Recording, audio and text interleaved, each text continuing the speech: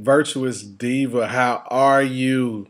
Thank you so much for allowing me this opportunity to be a part of what you guys are doing. Once again, your magazine is phenomenal.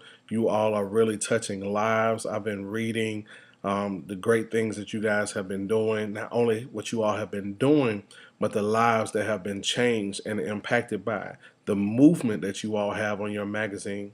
And I just want to take the opportunity to say thank you for allowing me the opportunity to be a part of this great movement that you all have, this magazine, and allowing me to share the things that God has placed on my heart with your readers and your viewers on your particular magazine. For those of you all who do not know, my name is Chris Sands. I just want to say thank you for tuning in to this particular blog. I've had the opportunity to share a couple of times already, and I want to get right into my subject tonight. On the last blog that I did on the magazine, I talked about it's not a woman's place to find a man. And in that video, I talked about how I was going to do some follow-up videos on relationships and things that come from not a woman finding a man, but a man finding a woman. And the first thing that I want to deal with tonight is the heart. I want to deal with the heart. Proverbs 3, 5, and 6 says, "Trust in the Lord with all of your heart and lean not to your own understanding. In all of your ways acknowledge him, and he shall direct your path." The heart is so vital, it's so critical that a lot of us have not taken the opportunity to really ask God, God, what's really in my heart? Like, for real, like, what is it that you have placed on the inside of me that has me longing for more? And that thing that we long for is our relationship to deepen and go to higher heights with God.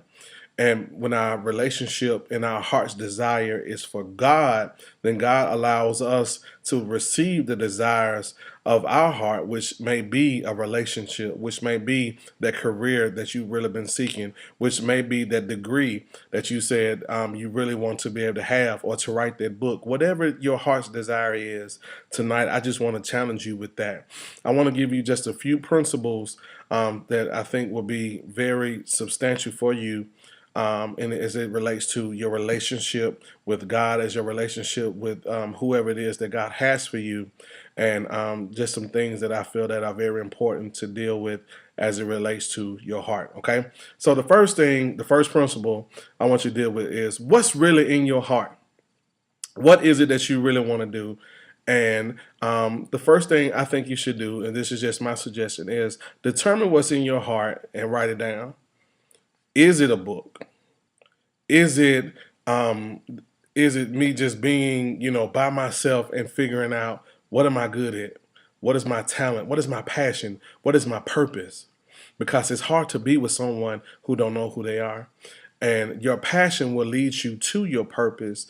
All you have to do is pay attention to what's going on the inside of you. The very thing that you have been dreaming about, the very thing that you have been thinking about, all these little ideas that just been coming to your mind, that is God's way of showing you and pushing you in the direction of the area that you may need to go. You've been looking at all your friends' relationships and you're like, God, I long for that. I long for the opportunity to have that mate like that, and not only have a mate like that, but to have him come in the right order and have him come after me, and not for me to chase after him. So that's principle number one. The second thing is find some people to get connected with and ask them to ask you some questions about what they feel is in your heart, and vice versa. Find you a support group of people that you can say, listen, this is what I feel God is in my heart, is put in my heart. This is what I'm asking for as far as relationship. Let's come into agreement that God can send the very thing that I need for my life at this particular time. That may be patience, that may be love, that may be a closer walk with Him, that may be getting rid of some folk. It may be getting rid of some old text messages, some old pictures, some old people in your phone, getting rid of your old circle, just so that you can get focused and get your heart aligned with what God is getting ready to do in your life next. So that's the second principle. The third thing is spend some time confessing and apologizing for anything that's in your heart that has helped you back from getting what you really need and deserve. A lot of times we don't really sit back and say, look, man, I'm wrong. Not only am I wrong, but I knew better.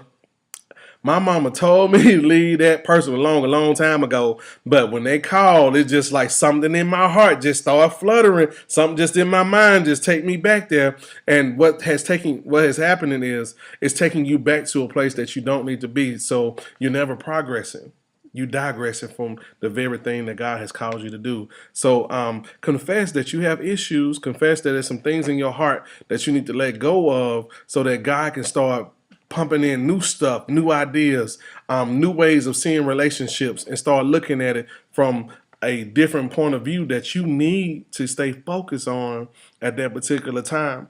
So those are the second principles, okay? Just confess and ask God what's really in your heart. Set a plan of action to get it done. Set a plan of action to say, God, what's really in my heart?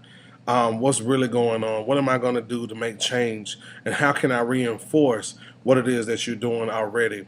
And God, what is me trusting you aligning me up for? What is my plan of action to get this done? Okay, today I'm getting off the phone at 8 o'clock because I got to prepare and read my word to see what God is trying to say to me on tonight. I can't let everybody in my ears. I gotta block some stuff out. Like move, like for real, like gone. If you ain't trying to be about what I'm trying to be about, I ain't trying to hear it. Now it's funny to me that it seemed like as soon as you start planning to get right with God, you get all kind of stuff to come try to block your heart. Like you get all types of distractions. So ladies, be careful because now that you're trying to get it in line, the devil's gonna have some temptation come, and you're gonna be tempted to get distracted. Okay, I'm gonna say that again. He's gonna try to tempt you to be distracted because now he's going to send the things that you've been longing for and you've been wishing for in a mate, or he's going to send a dude that's like got some of the characteristics and the qualities and the features that you've been wanting or what have you, but that's not what you need. That's a distraction from your purpose. And God wants you to spend this time trusting in him so that he can show you what's really in your heart, okay? So after you set a plan of action, this is what you need to do. Celebrate what God is doing in your life. All right.